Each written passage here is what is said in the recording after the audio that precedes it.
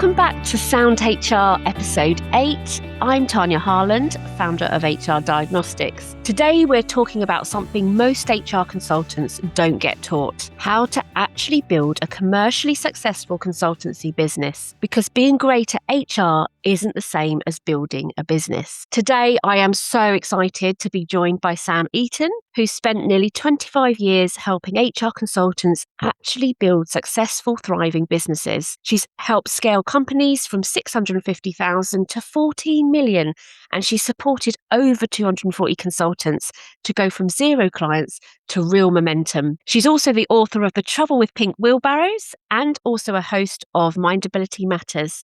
It's an absolute pleasure to have you on the podcast, Sam.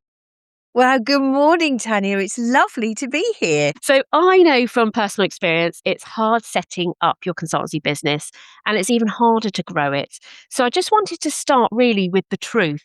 What is the biggest mistake you see HR consultants making when they try to scale their consultancy business? I think the biggest mistake is actually the most obvious one, in that no one's taught them how to sell. They've all spent years in a corporate environment. They know how to run P&L, and now they feel they've got to go out and sell themselves. So a lot of them will make the excuse of, I need to do a brochure, I need to do a website, or I need to do this. And the first thing they need to do is learn how to sell. Yeah. You don't need a fancy website. You don't need someone who's going to produce a brochure that you're going to change yourself in 3 months' time. Learn how to sell. And the art of that is actually understanding you're being curious and trying to identify where you can best add value rather than selling itself. Yeah, that makes sense. And I think naturally as HR consultants, we're not good at selling and we don't associate ourselves as salespeople. And I can relate to that. I always think it's about solution selling. If I can see that there's a problem and I know I can solve that problem, it's a lot easier to make that sale. Okay, so why do so many stay stuck in busy but not scaling? That's a great question. I also think that goes back to what I was saying earlier about busyness can also be avoiding what needs to be done, which is going out there, connecting with your ideal clients, finding who you want to work with, going to the networking events. Staying stuck in busy is actually a subconscious choice. Yeah. Oh God, I can agree. I can totally relate to that. Yeah, I'd rather be doing this shiny thing over there than something that makes us feel a little bit uncomfortable. Yeah. Exactly. Awesome. So before we get into the different models and strategies of like when it comes to, building a business, I just want to pause on something that you talk about a lot, which is about building a business your way. But what does that actually look like in practice? Again, I think when I look at my field as a business coach these days, do I still sell? Yes, I do. But, we're selling the bigger ticket HR consultancy services. What I mean by that is there's so many systems and processes. So you've got an HR consultant who's come out of corporate. They're having to really redefine themselves. Who am I now? What does my day look like? And someone will come along and say to them, you have to, you must, you should. And my take on this is, no, you don't, actually. Yeah. You don't should do this. Terrible English, I know. But my point here is, if you really understand what you loved about your corporate career or working in larger organizations and the outcomes you were able to get, that is when you start to build a successful business on your terms. Yeah. And I was on your pitch event last week, which was brilliant. And I think one of the takeaways that I had was about kind of the tracking of what do you do in a day? Because it can be so easy to kind of get distracted, and you do need to be so organized and disciplined and understand, well, where does my time go? Because your time is precious. Absolutely. So what different models do you see working? So I'm thinking lifestyle, scale, niche. I think for me that the main one that we coach on is how to sell value rather than selling time. And that's the key model for us that we really want to help all the consultants we work with to get to that point. And the reason why that's so important is they're no longer selling time. And Tania, you made a great point, right? There's only so much time that we have in our day anyway.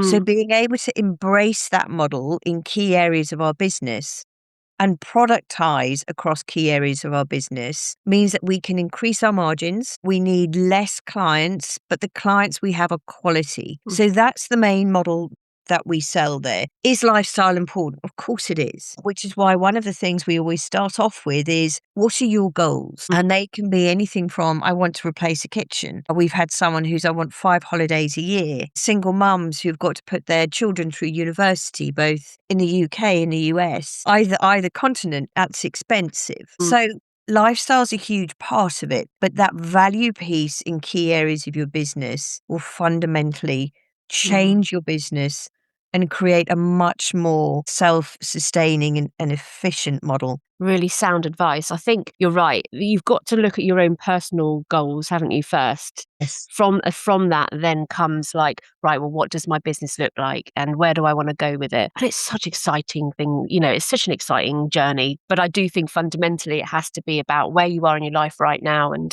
also, what your goals are and long terms. When it comes to obviously doing business your way, how do consultants stop kind of copying what other people do, other consultants do, and build themselves something commercially aligned to them and their values and their lifestyle? I think a lot of the time, what we're building has already been done. I'd almost flip it on its head, Tanya, and say, take the great parts of other people's businesses that you've seen, and how can you incorporate that into your business? Again, going back to that whole lifestyle piece, how many hours a week do you want to work? That will then allow you to, as I said earlier, take the good bits from your corporate or larger company days and the outcomes you got there. How does that fit into your lifestyle to be able to then take some of those good bits and build on your own terms?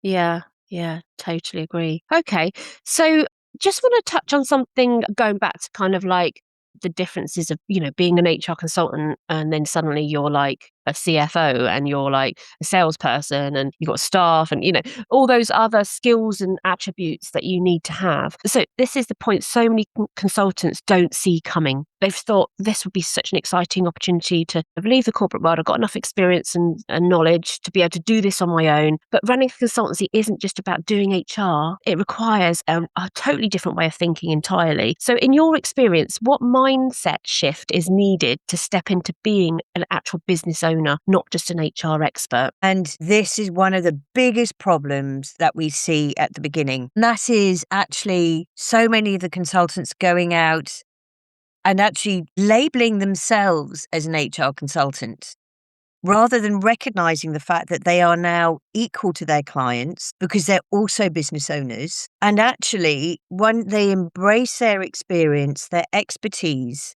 everything that they've been through, and the fabulous, fabulous work they've delivered, that will then help them to shift that mindset to, I've earned the right to call myself a business owner, rather than, gosh, I feel an imposter in these shoes. Yeah. And one of the things that I think, people do really struggle with most of all, and to be honest, this isn't just when they're starting out. I think this is something that is always kind of an ongoing debate, is, about pricing and positioning. So in your view, where do people go wrong when it comes to pricing and positioning? The generic thing that we see across most early stage HR consultants is underpricing. Yeah. That real fear of, gosh, am I asking for too much money here? Rather than look at the outcome that this work will get. There's another piece here, which is it's learning a new skill. So I'm absolutely fine with consultants in their first few sales underselling, because they're learning that skill and gaining confidence. Yeah. And as long as thereafter they're stretching, then they're building their confidence and they're seeing those margins increase. So first and foremost, it's always the underpricing piece. Yeah, I can relate to that. And you did mention earlier about those kind of quality clients, that those ones that are like low maintenance, don't require so much time. Those are the valuable ones. Those are the ones actually where you can afford to take on better quality work. Exactly. And those who recognize the value. And Tanya, there are going to be some that will take up a lot of time because they're leaning into the support that you can give. Yeah. It's a balance, isn't it, really? Because at the end of the day, you're Absolutely. there to provide that support. You're there to kind of give them that reassurance and that peace of mind, credible advisor. But at the same time, it's from your perspective as a consultant, you've got to remember that you're there to run a business, and obviously it's got to work for you as well. Brilliant. Okay, so I want to talk about what actually drives growth. So, from your perspective, what are the core things that actually move the needle in an HR consultancy? The core things for me that will move that needle are really building productive referral relationships. And Mm, by productive, I mean partners who will regularly give you good quality leads because they understand that the work that you deliver. mm, So a great referral partner is typically someone that complements what you do. It can be a financial advisor, an accountant, an employment lawyer, a payroll provider, a benefit broker, but they're already working with the kind of clients you want to and yeah. are open to giving you referrals. That's one key way to build a business fast. If you can crack the LinkedIn code, and again, we support our clients doing that, that's Oh, a okay. huge source of marketing Yeah. and leads. Yeah. So, you can quickly go from marketing to sales if you get that piece right. And last and by no means least is just getting out there to the right events. Yeah. So again, we work with our clients on a blend of, helping them to get keynotes, Mm. and speaking opportunity at events, and also attending the right kind of events where their clients are going to attend. That's really key. Yeah. Three really good points there. I'm learning so much from you, Sam. I love this, particularly the LinkedIn one. That one is, an interesting one, isn't it? I just think Yeah. it's got harder to get your voice out there, hasn't it? There's a lot of noise, and it's difficult. Even if you do know you're really clear on what your USP is and what your target audience is, LinkedIn is a funny one. So that's an interesting point. How important is it moving beyond time for money? So we've talked about value, so looking into products, frameworks, scalable services. I think it's exceptionally important. And the reason being is there's only a finite amount of time per week. And if you look at a quarter is consistent of 13 weeks. Yeah, Of those 13 weeks, we probably work 11 between holidays, life, and the need to really build value and understand that and productize key areas of your business means it's scalable. yeah, So, I'm going to exaggerate for effect.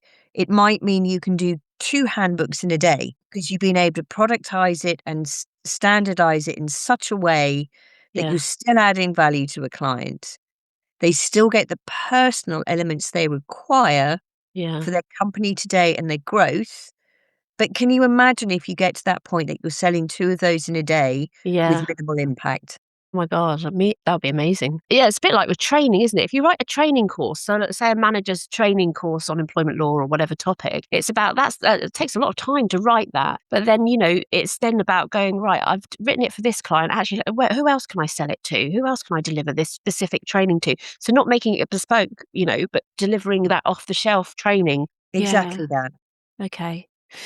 So, I have a real interest in how employment law works in the US. And I think you know that because I always ask you every single time. I'm Yeah. always interested in anything you've got to say about your US experience. So, it's a different world compared to the UK. And I think that contrast really highlights how differently HR consultants grow their business in each market. So, I'd like to kind of know what are the key differences between UK and US HR consultancy businesses. And I'm not thinking so much employment law specific, but more about behaviors, about mindsets, about how they productize or grow their businesses. I think a lot of the time the mindset and that productization is the same. The key difference is the American market understands networking.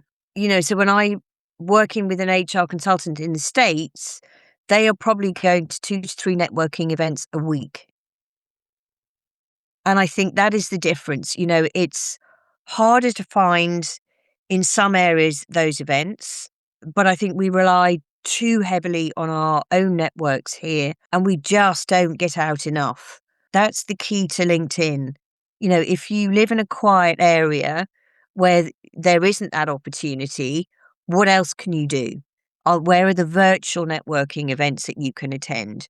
Mm. What are those kind of things that you can jump on a daily basis? or frequently throughout the week. Yeah. That's the key difference. The mindset challenges, they're all still there. We're all human beings. Mm. When we go through big changes, that rewiring process is scary. Yeah. Yeah, definitely. And do you think US consultants approach pricing and selling differently than in the UK? I think they're less fearful of asking their worth, Mm. and they learn far quicker. That's a big difference I see. Yeah. And so what can UK HR consultants learn from that without losing their own style? So, because I remember you saying at the pitch club, like US consultants, hourly rate is significantly higher typically on average. And obviously, this, we haven't got the data behind that, but, generally they charge more than the UK consultants do per hour or whatever. So what is it that the UK consultants can learn from that without losing their own style? And I'm going to be a bit brutal here, and that is just stop participating in the race to the bottom. I've had consultants who've come up to me and said things like, "Oh, great, we are really getting there. After 3 or 4 years, we've turned over 60,000." That's your turnover. Yeah. That is not your profit.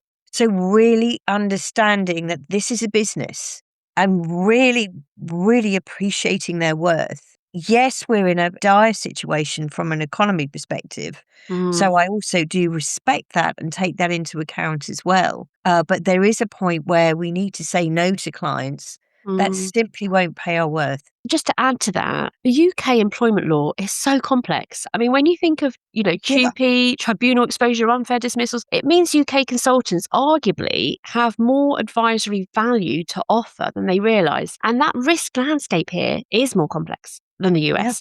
So that's a huge commercial opportunity for UK consultants to tap into. It's a really interesting kind of debate to have. It's an interesting time to be an HR consultant in the Mm, UK. mm. And it's a massive opportunity to earn just as much as those in the States. Yeah. Okay. Amazing. I love talking to you about that topic, and we must continue that another day. But just to kind of round up our amazing podcast session, so one thing to focus on. So if you're, it's a quick fire round. If you want to grow, if a consultant wants to grow the business, what's the single most important thing that they should focus on? Network. Okay, brilliant. One mistake to avoid. What's the one mistake HR consultants keep making that holds them back?